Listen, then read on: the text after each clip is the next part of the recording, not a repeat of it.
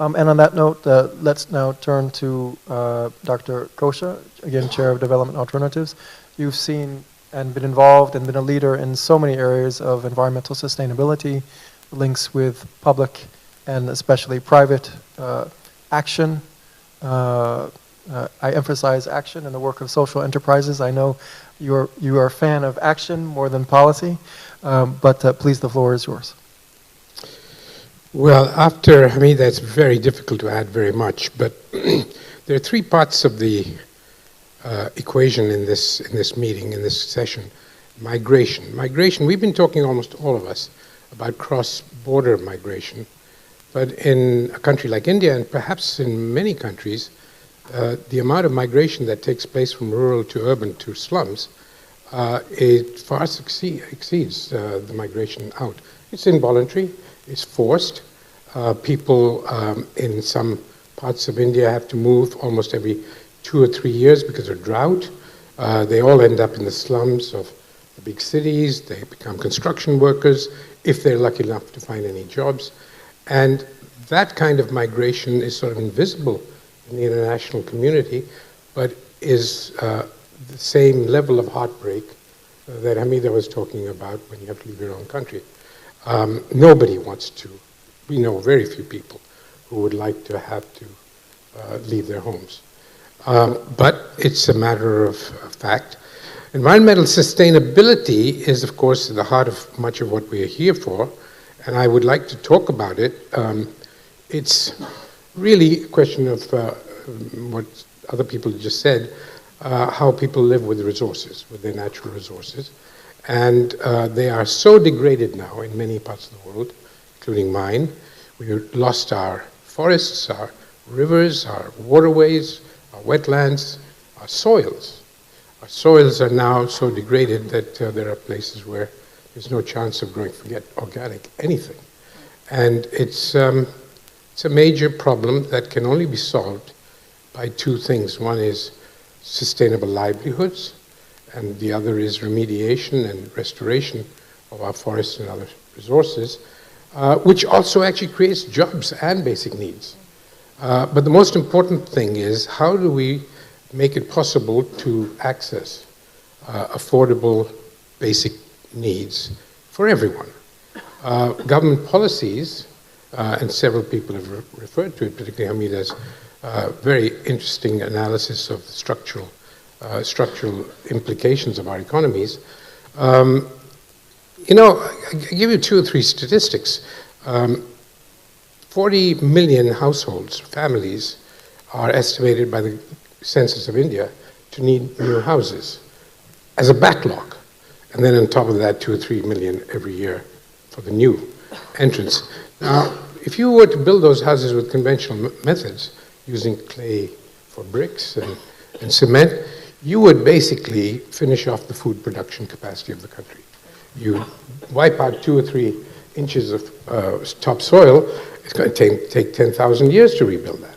So there are all kinds of implications to all our countries. In the South, the global South, there's no country, small or big, that doesn't face this incredible problem of need fulfillment. Basic needs: food, water, clothing, houses, toilets, water to drink, water for agriculture. Now, if you could basically figure out ways to do that, remediate these, and you know, I set up the Ministry of Environment in India 40 years ago. I was the head of it for 5 years, then I was in UNEP. I came back to my country 35 years ago, realizing that these were all very important institutions. Without government, there's many things that cannot be done. International agencies, the world would be in a mess if it weren't for the UN and many others. But the kinds of action for inclusive green growth that was needed isn't done by governments. It's not done by big corporations, and it's really can't even be done by NGOs or civil society. Different reasons. Corporations, that's not in their mandate. They're supposed to make profits. Governments, well, they need votes every 5 years or so they become alive to the issues for a few months. But basically, for the rest of the time, the poor are really not on their radar screen. Civil society is actually, God bless their souls, very much concerned about these issues, but they don't have scale. They just are not able to be able to deliver on a large scale. So my last 30-odd years has been all the time pointing to the need for scale and speed. How do we get these problems, which are in the hundreds of millions, if not, there are 3.5 billion people in the world who are outside the mainstream economy. How are we going to deal with that within our own lifetimes? It's going to be impossible with the current institutional frameworks. So for me, the answer was to try and develop a new kind of institution. This is not a silver bullet. You've got to have governments and corporations and everybody else, but without social enterprise, businesses that are in the business of solving inclusive green growth problems in a viable, commercially viable way. And that's basically what we've been trying to do. 35 years ago, there were 3 or 4 set up in the world. One was in Bangladesh, BRAC. One was in Colombia, Las Gaviotas. One was in my country, which is mine. And more recently in Burkina Faso by my partner, William Coende, Agritech.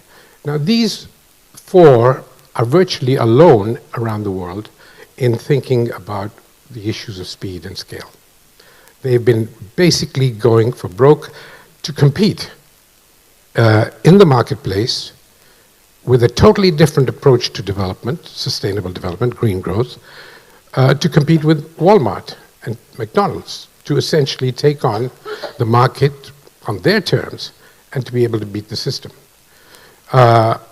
Unfortunately, in none of our cases, except maybe the Bangladesh one, have we been able to get anyone to notice that finance is a critical measure, attribute, an asset that you need to have.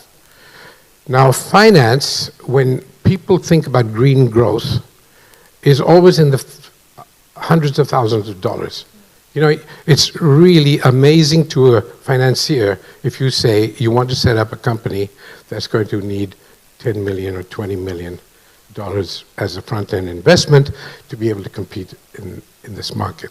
So one has to recognize that Mickey Mouse solutions are not going to solve an elephant of a problem. This is basically a huge market, and it's going to need the same kind of structures, the same level, the scale of structures, not necessarily the kind, that has brought the world to its knees on overconsumption and on degradation of natural resources. Now, this consumption issue is really at the heart of it. Most of us have been fighting for 30, 40 years over consumption by about half of the world. But you know, the other half is under-consuming. There is no way that they are going to have smaller families, be able to bring down the economic and demographic situation in their countries without better lives, especially the lives of the women and the girls. Now, it is very easy to solve these problems. My own organization is a little NGO, if you want, but acting like a business, has over those years been able to create more than 1.5 million, 2 million livelihoods, better lives, and so on. It's not impossible to do with virtually no support, but if you did have a little bit, this thing could be exponential and grow greatly. So when we talk about action for inclusive green growth, I think we've got to go beyond governments and big corporations. No matter how good their intentions are, this needs grassroots businesses, businesses that have support, possibly from the bigger system. But it's got to be local and it's got to be decentralized. And I don't think that the kind of discussion that we're having here is addressing that problem adequately. Thanks. Thank you so much for reminding us of those points on internal immigration, on the importance of ensuring affordable basic needs, and most important for your leadership and vision and action at the local level on social enterprise and the call for scaling up such social enterprise work, together with a range of other activities also important. We're talking about doing things better and more efficiently and faster, and I've just noticed that we have a counting down clock here for this session. So keeping that in mind and asking your permission, I will now turn the floor over and we'll go in the same order, but this time concluding with the Minister. Arab's point really is at the heart of one part of it, which is small, decentralized, local initiatives can make a huge difference, and they are not supported by the present economic systems. The other point about synergies, I think the greatest synergies, there's no silver bullet. The synergies come from breaking down barriers. There is so much reinforcement, mutual reinforcement between different kinds of action, different sectors and so on, that we're missing the whole of that synergy, and therefore we have to ask, how do we get it? The key, if there is a silver bullet, the key is livelihoods for women, paid, well-remunerated livelihoods for women and education for girls. You do those two things and you're pretty well halfway there. The rest of the synergies take place only when you set your structures up for better communication between the different sectors.